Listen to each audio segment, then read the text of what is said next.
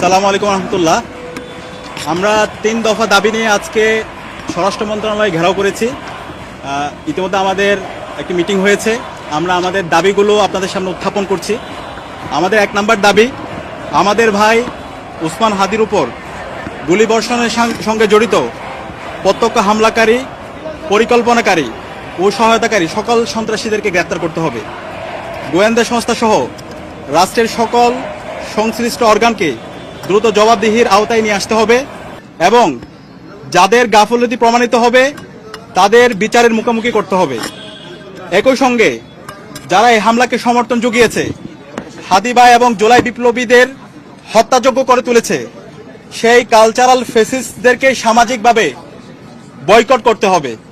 এইসব ব্যবস্থা অনতিবিলম্বে দৃশ্যমান করতে হবে।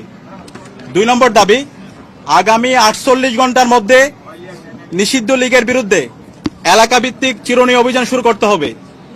নিষিদ্ধ ঘোষিত সংগঠনের বিভিন্ন স্তরের সকল সন্ত্রাসীদেরকে গ্রেপ্তার করতে হবে এবং সব ধরনের অবৈধ অস্ত্র উদ্ধার করতে